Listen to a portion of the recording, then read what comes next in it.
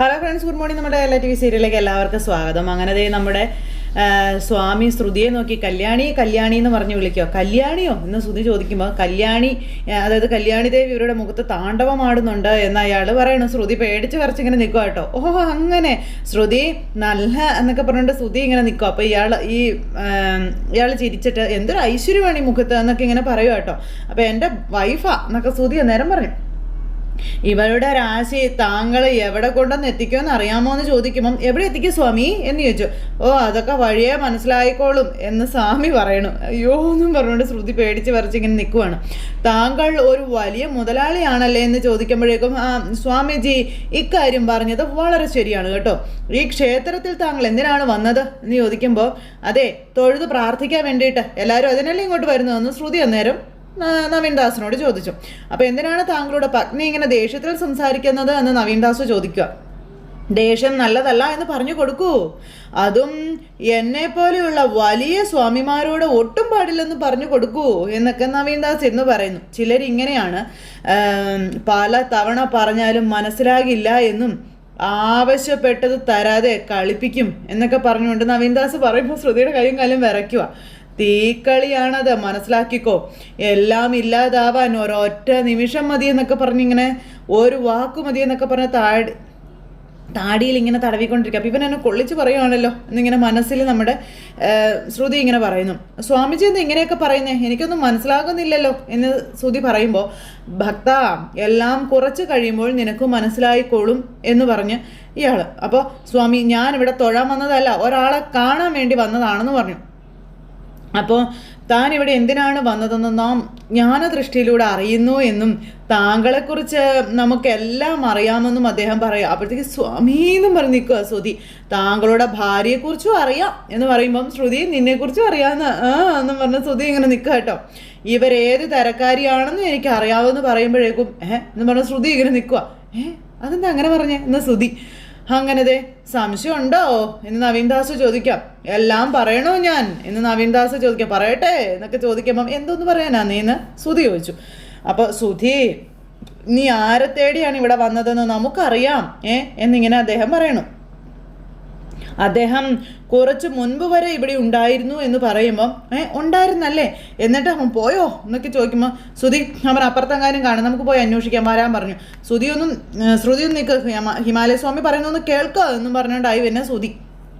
ഞാനേ അവൻ്റെ ഭാവിയും ഭൂതവും ഒക്കെ പറഞ്ഞിരുന്നെന്നും ഒടുക്കം അവൻ എൻ്റെ കയ്യിൽ ഒരു കത്ത് ഏൽപ്പിച്ചിട്ട് പറഞ്ഞു, ദേ ശ്രുതി എന്നൊരാൾ ഇവിടെ വരും, പിന്നെ ജ്ഞാനദൃഷ്ടിയുള്ള അങ്ങേക്ക് അദ്ദേഹത്തെ തിരിച്ചറിയാൻ പറ്റുമല്ലോ, അദ്ദേഹത്തിന് കൊടുക്കാൻ പറഞ്ഞെന്ന് പറഞ്ഞു. അപ്പം ആ കത്ത് ശ്രുതിയുടെ കയ്യിൽ കൊടുത്തു. ശ്രുതിയുടെ കയ്യിൽ കൊടുത്തിട്ട് ശ്രുതിയോട് അത് വായിക്കാൻ പറഞ്ഞു. നീ ഇവിടെ വന്ന് കാണുമെന്ന് എനിക്കറിയാം, നീ ഈ കത്ത് കണ്ട് ഭയന്ന് കാണുമെന്ന് എനിക്കറിയാം എന്നൊക്കെ പറഞ്ഞാണ് കത്തിൽ എഴുതിയിരിക്കുന്നത്. ശ്രുതി അവിടെ നിന്ന് ഇങ്ങനെ വിരകിക്കൊണ്ടിരിക്കുക. ശ്രുതിയെ ഇങ്ങനെ തുറച്ച് നോക്കുവാണ് നമ്മുടെ നവീൻദാസ്. അപ്പം നിനക്ക് മനസമാധാനം കിട്ടരുത്, നീ ഭയന്ന് ജീവിക്കണമെന്നൊക്കെ പറഞ്ഞുകൊണ്ട് ശ്രുതി അത് വായിക്കും കേട്ടോ. അതിനു വേണ്ടിയാ ഞാൻ ഇങ്ങനെയൊക്കെ ചെയ്യുന്നത് എന്നൊക്കെ പറഞ്ഞ്. അപ്പോഴും ശ്രുതിക്ക് പേടിയായിട്ട് പാടില്ല. നിനക്ക് ഞാൻ ആരാണെന്ന് അറിയണമെന്നുണ്ടല്ലേ? അപ്പോൾ ഉണ്ട് എന്നും പറഞ്ഞു ശ്രുതി. എൻ്റെ പേരെന്താണെന്ന് നിനക്കറിയാവോ? ഇല്ല, എനിക്കറിയത്തില്ല. ഞാനൊരു ക്ലൂ തരാം. എൻ്റെ പേരിൻ്റെ ആദ്യത്തെ അക്ഷരം വികസനത്തിലുണ്ട് എന്നും രണ്ടാമത്തെ അക്ഷരം ഇപ്പ ചി ന എന്നീ അക്ഷരങ്ങളിൽ ഒന്നാണ്. കണ്ടുപിടിക്കാൻ പറ്റുമോ എന്ന് നീ നോക്ക് എന്ന് പറയുമ്പോൾ, അങ്ങനെയൊക്കെ പറയുമ്പോൾ ആരായിരിക്കും ആദ്യത്തെ അക്ഷരം? അപ്പം നവീൻദാസ് ഇങ്ങനെ ശ്രദ്ധിച്ച് നോക്കുക. ശ്രുതിയും വികസനത്തിലുണ്ട്. അപ്പോൾ സ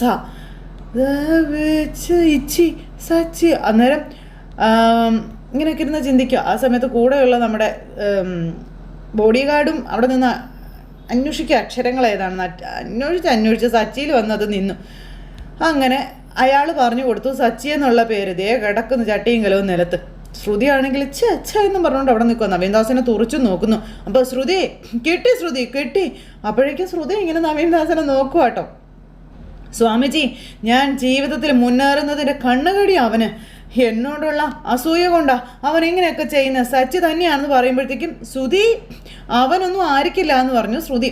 അപ്പോൾ ശ്രുതി അവൻ തന്നെയാണെന്ന് ശ്രുതിയും പറയണു. സ്വാമിജി ഇതേ ഇവനാണോ എന്നും ചോദിച്ചുകൊണ്ട് ഇങ്ങനെ കാണിച്ചു കൊടുക്കുമ്പോഴത്തേക്കും ഫോട്ടോ എടുത്ത് കാണിച്ചു കൊടുക്കുമ്പോഴത്തേക്കും ഇവനെ ഞാൻ എന്നും പറഞ്ഞുകൊണ്ട് ഇങ്ങനെ നമ്മുടെ ചേട്ടൻ ആലോചിക്കുക അന്ന് എടുത്തിട്ട് ഇടിച്ച കാര്യം.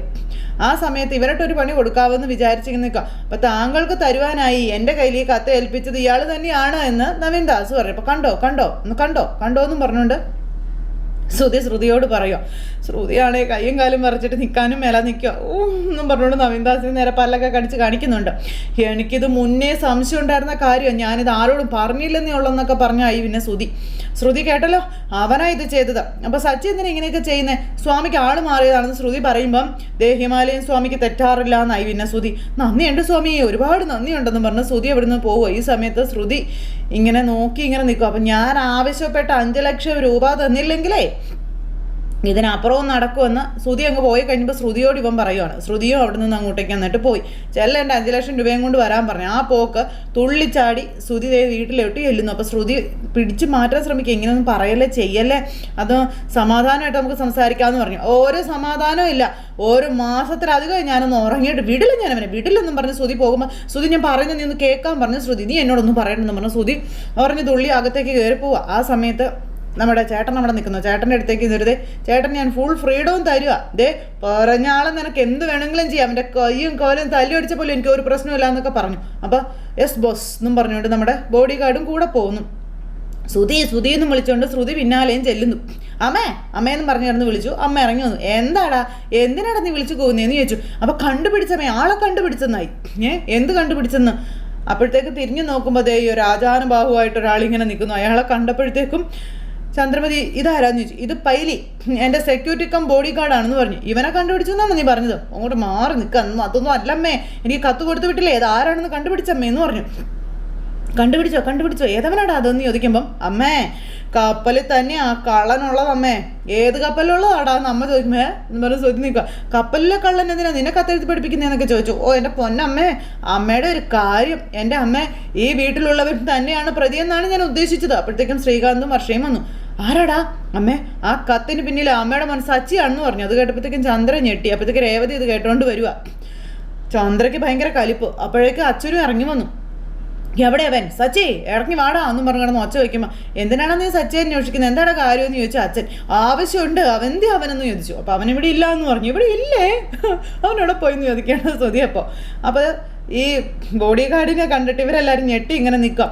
ഇതാരാടെ ഈ ഫയൽമാനെ പോലെ നിൽക്കുന്ന ആള് എന്ന് അച്ഛൻ ചോദിക്കുമ്പം ഫയൽമാനൊന്നും അല്ല, ഇതേ ശ്രുതിയുടെ സെക്യൂരിറ്റി കം ബോഡി ഗാർഡാ. Security cum body guard.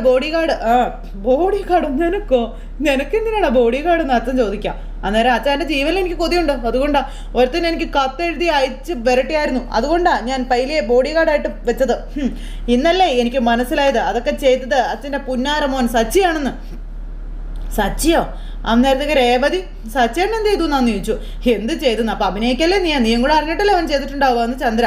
അമ്മ എന്തറിഞ്ഞിട്ട് ഈ പറയുന്നേ, എനിക്കൊന്നും മനസ്സിലാകുന്നില്ലല്ലോ എന്ന് രേവതി പറയുമ്പം നാൾക്ക് നാളെ ശ്രുതി വളർന്നുകൊണ്ടിരിക്കുക, അത് നിനക്കും നിന്റെ ഭർത്താവിനും സഹിക്കുന്നില്ല. രേവതി അന്നേരം അന്തം വിട്ടിങ്ങനെ നിൽക്കുക കേട്ടോ. രണ്ടിനും അസൂയ മൂത്തേക്കാണെന്ന് എനിക്ക് അറിയാവുന്നതായി പിന്നെ ചന്ദ്ര. ശ്രുതി ഇതൊക്കെ കേട്ട് അയ്യോ എന്നും പറഞ്ഞിങ്ങനെ അവിടെ നിൽക്കുവാണ്. ഇവനെ തളർത്തി ഇല്ലാണ്ടാക്കണം, അതിന് വേണ്ടിയിട്ടല്ലേടി നിന്റെ ഭർത്താവ് കത്തെഴുതി പേടിപ്പിക്കുന്നതെന്ന് ചോദിക്കുമ്പോഴേക്കും ശ്രീകാന്തും വർഷയും പരസ്പരം അങ്ങോട്ടും ഇങ്ങോട്ടും നോക്കുന്നു. അപ്പോൾ ഭയപ്പെടുത്താൻ സുധേട്ടൻ എന്താ കൊച്ചുകുട്ടിയാണോ എന്ന് ശ്രീകാന്ത് ചോദിച്ചു. ലെറ്ററിൻ്റെ കാര്യം പറഞ്ഞല്ലോ, ഇങ്ങനെ പേടിക്കാനും മാത്രം എന്താ ഇതിൽ എഴുതിയിരിക്കുന്നതെന്ന് ചോദിച്ചു വർഷ. എന്താ എഴുതിയിരിക്കുന്നതെന്നോ, നിന്റെ കൂടെയുള്ളവർ കാരണം നിനക്ക് പ്രശ്നം ഉണ്ടാകും എന്നാണ് അവൻ ആദ്യത്തെ കത്തിൽ എഴുതിയിരുന്നതെന്നൊക്കെ പറയാം. അങ്ങനെ കാര്യങ്ങളെല്ലാം നമ്മുടെ ശ്രുതി പറയാം. അപ്പോൾ ഇതൊക്കെ കേട്ടിട്ട് എങ്ങനെ ഭയക്കാതിരിക്കും. രണ്ടാമത് ഒരു കത്ത് കൂടി ഇവന് കിട്ടി. ഇതേ ഇപ്പം 3ാമത്തെ കത്ത്. നിന്റെ അമ്മയ്ക്ക് ഹാർട്ട് അറ്റാക്ക് വരും, നിന്റെ സഹോദരൻ കൊലപാതകയാകും, നീ ആത്മഹത്യ ചെയ്യുമെന്നൊക്കെയാണ് അതിൽ എഴുതി വെച്ചിരുന്നത് എന്നുള്ള കാര്യമൊക്കെ പറയുമ്പോൾ അവൻ പറഞ്ഞതിൻ്റെ അർത്ഥമൊക്കെ എനിക്ക് ഇപ്പോഴാണ് മനസ്സിലായതെന്നൊക്കെ പറഞ്ഞുകൊണ്ട് ശ്രുതി. കൊലപാതകയാകുന്നത് ശ്രീകാന്താന്ന് പറയുമ്പോൾ ഞാനോ എന്നെയോ എന്നും പറഞ്ഞുകൊണ്ട് ശ്രീകാന്ത് ഇങ്ങനെ നിൽക്കുന്നു. ശ്രീകാന്ത് നിനക്ക് എന്നതാടാ ഈ പറയുന്നത്, എനിക്കൊന്നും മനസ്സിലാകുന്നില്ലല്ലോ എന്ന് അച്ഛൻ. എൻ്റെ പൊന്നച്ഛൻ ഞാൻ പറഞ്ഞതൊക്കെ സത്യമാ. ശ്രുതി ഒന്ന് പറഞ്ഞ് അച്ഛനെ മനസ്സിലാക്കി കൊടുക്കാൻ പറയുമ്പം അങ്കിളെ അത് പിന്നെ അത് സത്യമാണ് അങ്ങനെ വന്നത്. ആരോ ശ്രുതിക്ക് കത്ത് കൊണ്ടേ കൊടുത്തായിരുന്നു എന്ന് ശ്രുതിയും പറഞ്ഞു. ആരോ ഒരു കത്ത് കൊടുത്തതിന് എന്തിനാ ഇത്രയ്ക്കൊക്കെ പേടിക്കുന്നേ? അല്ല, എന്തിനാ സച്ചേട്ടനെ ഇങ്ങനെ കുറ്റപ്പെടുത്തുന്നത് എന്ന് ശ്രീകാന്ത് ചോദിച്ചു. ആ കത്തിന് പിന്നിൽ സച്ചിയാ. അച്ഛാ, ആ കത്ത് എഴുതി കൊടുത്തു വിട്ടത് അവൻ തന്നെയാണെന്ന് പറയുമ്പം അനാവശ്യം പറയരുത്, സച്ചേട്ടൻ അങ്ങനെ ചെയ്യില്ല എന്ന് പറഞ്ഞ രേവതി വന്നു. അപ്പോൾ അവൻ തന്നെയാണ് കത്തിൻ്റെ പുറകിൽ നിന്ന് ചന്ദ്രമതി വിധി എഴുതി. എല്ലാം നിനക്കും അറിയാം. നിങ്ങളുടെയൊക്കെ മനസ്സിൽ എന്താണെന്ന് എനിക്ക് ഇപ്പോഴാണ് മനസ്സിലായത്. ഞാൻ മരിക്കാൻ വേണ്ടി കാത്തിരിക്കുകയാണ് നിങ്ങളല്ലേ എന്നൊക്കെ ചോദിക്കുമ്പോൾ എൻ്റെ പൊന്നമ്മേ, പെറ്റമ്മ ഹാർട്ട് അറ്റാക്ക് വരുമെന്ന് അവൻ എഴുതി കൊടുത്തിരിക്കുന്നത്. ലോകത്ത് ഏതെങ്കിലും മകൻ ഇങ്ങനെയൊക്കെ എഴുതുമോ എന്നൊക്കെ ചന്ദ്ര ചോദിക്കുക. അന്നേരം അത് കേട്ടപ്പോൾ അവൻ നിന്റെ മോനാണെന്ന് നീ അങ്ങനെയെങ്കിലും സമ്മതിച്ചല്ലോ. പിന്നെ സച്ചി ഒരിക്കലും അങ്ങനെ ചെയ്യില്ല എന്ന് അച്ഛൻ പറഞ്ഞു. അച്ഛാ, അവൻ തന്നെ ഈ ഭീഷണി കത്തിന് പിന്നിൽ. അവൻ കത്ത് കൊടുത്തു വിട്ട ആള് എന്നോട് പറഞ്ഞു സച്ചിയാണിത് ചെയ്തതെന്ന്. അപ്പോൾ എന്ന് പറഞ്ഞിക്ക ചന്ദ്ര. അല്ലെങ്കിൽ സച്ചേട്ടൻ എന്തിനാ ഇങ്ങനെയൊക്കെ ചെയ്യുന്നതെന്ന് ശ്രീകാന്ത് ചോദിച്ചു. അന്നേരം ഞാൻ പറഞ്ഞില്ലേ ഇവനോടുള്ള അസൂയ കാരണം അവനെങ്ങനെയൊക്കെ ചെയ്യുന്നതെന്ന്. ഇവളും ഉണ്ട് അവനൊപ്പം ഒന്നും പറഞ്ഞു. ചുമ്മാ രേവതിയും കുറ്റം പറയുമ്പം അമ്മേ, ഇങ്ങനെ മറിഞ്ഞിരുന്ന് ഭീഷണിപ്പെടുത്തുന്ന ആളൊന്നും അല്ല സച്ചേട്ടൻ. പിന്നെ പറയാനുള്ളത് മുഖത്ത് നോക്കി പറയുന്ന ആളാ. കൊടുക്കാനുള്ളത് നേരിട്ട് കൊടുക്കുകയും ചെയ്യും. നിങ്ങളുടെ മോൻ ആവശ്യമില്ലാതെ അദ്ദേഹത്തിന് മേലെ പഴി ചാരുന്നതാണെന്ന് രേവതി നേരം പറഞ്ഞു. അങ്ങനെയാണെങ്കിൽ എനിക്ക് മുന്നേ അവൻ്റെ പേര് പറയായിരുന്നില്ലേ? അച്ഛാ, ഇത് ഞാൻ കൺഫേം ആയിട്ട് അറിഞ്ഞിട്ട് തന്നെയാണ് പറയുന്നത്. അവൻ തന്നെ ഇത് ചെയ്തതെന്ന് പറഞ്ഞുകൊണ്ടായി ശ്രുതി. അങ്ങനെ അച്ഛൻ്റെ മുന്നിൽ ചുമ്മാ കിടന്ന് തർക്കിക്കുക. ശ്രുതിക്കാണെങ്കിൽ കയ്യും കാലും മറിച്ചിട്ടും പാടില്ല. അന്നേരം ശ്രുതി ചേച്ചി എന്താ ഒന്നും മിണ്ടാതെ ഇങ്ങനെ സൈലൻ്റ് ആയിട്ട് നിൽക്കുന്നതെന്ന് ചോദിക്കുമ്പം അത് പിന്നെ സച്ചേട്ടൻ തന്നെയാണ് കത്തെഴുതിയെന്ന് ശ്രുതി ചേച്ചിക്ക് ഉറപ്പുണ്ടോ എന്ന് ചോദിക്കുമ്പം അത് സത്യമാണ് എന്നുള്ളതിന് തെളിവുണ്ടച്ചാ, വ്യക്തമായ തെളിവുള്ളത് കൊണ്ടാണല്ലോ ഞാൻ പറയുന്നത്. അപ്പോൾ എന്നതൊക്കെയാണ് ഈ പറയുന്നത്? സ്വന്തം ഏട്ടനെ വരട്ടി അതിൽ സന്തോഷം കണ്ടെത്തുന്ന ഒരു സാഡിസ്റ്റാണ് അവനെന്നൊക്കെ പറഞ്ഞു ശ്രുതി. അപ്പോൾ രേവതി നോക്ക, നിങ്ങൾ രണ്ടുപേരും ചേർന്നാണ് ഇങ്ങനെ ചെയ്തത്. പറയുന്നത് പോലെ അങ്ങ് ചെയ്താൽ മതിയെന്നും പിന്നെ ഇനി ഈ വീട്ടിൽ നിങ്ങൾക്ക് രണ്ടുപേർക്കും സ്ഥാനമില്ല എന്ന് ചന്ദ്ര പറയാം. ഇപ്പം തന്നെ നിങ്ങൾ ഇവിടെ നിന്ന് ഇറങ്ങണമെന്നും രേവതിയോട് ചന്ദ്ര പറയുന്നു. അച്ഛാ എന്നും പറഞ്ഞ് രേവതി വിളിക്കുമ്പോൾ അവൻ എവിടെയാണ് പോകേണ്ടതെന്ന് ചോദിച്ചു. അവൻ എവിടെയെങ്കിലും പോട്ടെ, ഇവിടെ നിൽക്കാൻ പറ്റത്തില്ല എന്ന് ചന്ദ്ര പറയുവാണ്. അത് കേട്ട് കഴിഞ്ഞപ്പോൾ വർഷയും ശ്രീകാന്തൊക്കെ ഇങ്ങനെ നോക്കുക കേട്ടോ. അമ്മേ, ഞങ്ങൾ എന്തിനും ഇവിടുന്ന് പോകണമെന്ന് രേവതി ചോദിച്ചു. ഞാൻ മരിക്കുമെന്നും ഇവൻ ആത്മഹത്യ ചെയ്യുമെന്നും അവൻ കൊലപാതകയാകുമെന്നൊക്കെയല്ലേ എഴുതിയിരുന്നത് എന്ന് ചന്ദ്ര ചോദിക്കുക. നിങ്ങളുടെ മനസ്സിലിരിപ്പ് എന്താണെന്നൊക്കെ ഞങ്ങൾക്ക് നന്നായിട്ട് മനസ്സിലായെന്നും ഇങ്ങനെയുള്ളവരെ കുടുംബത്തിൽ നിർത്താൻ കൊള്ളത്തില്ല എന്നും പറഞ്ഞു. നിർത്തിയാലേ അത് ഞങ്ങളുടെയൊക്കെ ജീവന് തന്നെ അപകടമാണെന്നും പറഞ്ഞ് നിങ്ങൾ രണ്ടുപേരും ഇനി ഈ വീട്ടിൽ നിൽക്കാൻ പാടില്ല എന്നും പറഞ്ഞിങ്ങനെ വലിയ ആൾ കളിക്കുമ്പോൾ നിർത്തടി, ശരിക്കും എന്താ നടന്നതെന്ന് ഇപ്പോഴും അറിയില്ല. എടാ, നിന്നോട് ആരാ സച്ചി ചെയ്തെന്ന് പറഞ്ഞെന്ന് ചോദിച്ചു അച്ഛൻ. ഞാൻ ക്ഷേത്രത്തിൽ പോയിരുന്നു, അവിടുത്തെ സ്വാമിയാണ് പറഞ്ഞത്. അപ്പോൾ ഏത് ചാമിയാടാ പറഞ്ഞത്? ഏതെങ്കിലും ഒരു ചാമി പറഞ്ഞെന്നും പറഞ്ഞ് ഇവിടെ ഒന്ന് ബഹളം ഉണ്ടാക്കുകയാണോ ചെയ്യേണ്ടതെന്ന് ചോദിച്ചു. അപ്പോൾ അച്ഛൻ കൺഫേം ആണ്, അവൻ തന്നെ ഇതിൻ്റെ പിന്നിൽ എന്ന് ശ്രുതി. അപ്പോൾ അദ്ദേഹം ഇങ്ങനെ ചെയ്യില്ല, ഞാൻ പറഞ്ഞില്ലേ, പറയാനുള്ളത് നേരിട്ട് എന്നെ മുഖത്ത് നോക്കി പറയുന്ന ആളാണ് എൻ്റെ സച്ചേട്ടൻ. അല്ലാതെ കത്തെഴുതാനോ പിന്നിൽ നിന്ന് കുത്താനോ അദ്ദേഹം നിൽക്കില്ല. അപ്പോൾ ലോകത്ത് ആരത് ചെയ്താലും എൻ്റെ സച്ചി ചെയ്യില്ല എന്ന് അച്ഛൻ പറഞ്ഞു. അച്ഛാ കൺഫേം ആക്കിയതിന് ശേഷം ഞാൻ ഈ പറയുന്നു എന്ന് പറയുമ്പോൾ എന്ത് കൺഫേം? അച്ഛാ ഊമക്കത്ത് അഴിച്ചത് അവൻ തന്നെയാണ് അച്ഛാ എന്ന് ശ്രുതി അച്ഛനോട് വീണ്ടും തർക്കിക്കുന്നു. ശരിക്കും ഞാൻ പോലീസിൽ പോയി പരാതി കൊടുക്കേണ്ടതാ. അപ്പോൾ കൊടുക്കടാ, ചെല്ല്. കേസ് കൊടുക്കാതിരുന്നതിൽ ആദ്യം സന്തോഷിക്കാൻ പറഞ്ഞു. വെറുതെ ശ്രുതി ചുമ്മാ ഒരു ഊഹം വെച്ച് പറഞ്ഞോട് പറയരുത് കേട്ടോ എന്ന് പറഞ്ഞു. അച്ഛൻ ഞാൻ ഊഹം വെച്ച് പറയുന്നതല്ല, തെളിവ് ചെയ്ത് അറിഞ്ഞിട്ടാണ് ഞാൻ ഈ പറയുന്നതെന്നായി പിന്നെ ആശാൻ. ശ്രുതിക്കാണെങ്കിൽ പേടിയായിട്ടും പാടില്ല. അപ്പോൾ ചന്ദ്ര, എടി എന്നെ കൊണ്ട് കൂടുതൽ പറയിപ്പിക്കരുത്, ഇറങ്ങി പോയിക്കോ ഇവിടുന്ന്, അതാ നിങ്ങൾക്ക് നല്ലത് എന്ന് ചന്ദ്ര രേവതിയോട് പറയുമ്പോൾ ഇറങ്ങി പോയില്ലെങ്കിൽ നിങ്ങൾ എന്ത് ചെയ്യും എന്ന് രേവതി തിരിച്ച് ചന്ദ്രയോട് അന്നേരം ചോദിച്ചു. പറ മോളെ എന്ന് പറഞ്ഞ അച്ഛൻ ഇങ്ങനെ സൈഡിൽ നിൽക്കുക. എല്ലാവരും ഞെട്ടി. കഴുത്തിന് പിടിച്ച് വെളിയിലിറക്കുമെന്ന് പറഞ്ഞു. അപ്പോൾ ഓഹോ, എന്നാൽ അതൊന്ന് കാണണമല്ലോ, ധൈര്യം ഉണ്ടെങ്കിൽ വെളിയിലേക്ക് എറിയ എന്ന് ചന്ദ്രയോട് നേർക്ക് നേരെ നിന്ന് രേവതി സംസാരിക്കാം. എടി, ഇത് എൻ്റെ വീടാ, ഇവിടെ ആര് താമസിക്കണമെന്ന് ഞാൻ തീരുമാനിക്കും, ഇറങ്ങി പോടി ഇവിടുന്ന് എന്നും പറഞ്ഞ് ചന്ദ്ര രേവതിയോട് പറയുമ്പം ഇപ്പോഴേ ഇത് എൻ്റെയും കൂടി വീടാണെന്നും ഇറങ്ങി പോകാൻ എനിക്ക് മനസ്സില്ല എന്നും രേവതി ചന്ദ്രയോട് പറയുന്നു. ഇത് കേട്ടപ്പോൾ ചന്ദ്രയൊന്ന് ഞെട്ടി. നിങ്ങൾക്കിനി എന്നാ ചെയ്യാൻ പറ്റും എന്നും രേവതി ചന്ദ്രയുടെ മുഖത്ത് നോക്കി ചോദിക്കാം കേട്ടോ. എന്നും പറഞ്ഞുകൊണ്ട് ശ്രുതിയൊക്കെ ഇങ്ങനെ നിൽക്കുവാണേ. അപ്പോൾ നീ അത്രയ്ക്കായോ ശ്രുതി? സച്ചിയെ വിളിച്ച് വരാൻ പറയടാ, എല്ലാം പറയാം അവനോട്, ബാക്കി കാര്യം ഞാനായിട്ടടാ എന്ന് പറഞ്ഞു. വിളിക്കടാ എന്ന് പറഞ്ഞ് വിളിപ്പിക്കുക ശ്രുതി കൊണ്ട്. പെട്ടെന്ന് തന്നെ വിളിച്ചെല്ലാം പറ. ആ കത്തിൽ ആരും എഴുതിയിട്ടില്ലേ സഹോദരൻ കൊലയാളിയാകുമെന്ന്? അത് ഉടനെ നടക്കും. നേരെ വന്ന് സച്ചേട്ടൻ നിങ്ങളുടെ കഥ കഴിക്കുമെന്ന് ശ്രുതിയോട് രേവതി പറഞ്ഞു. അയ്യോ അമ്മേ എന്ന് പറഞ്ഞ ശ്രുതി ഇങ്ങനെ നിൽക്കും. അപ്പം നീ എന്താണ് വിളിക്കുന്നില്ലേ എന്ന് ചോദിച്ചാൽ അച്ഛൻ. അത് വിളിക്കടാ, നീ എന്നെ വിളിക്കടാന്ന് പറഞ്ഞു.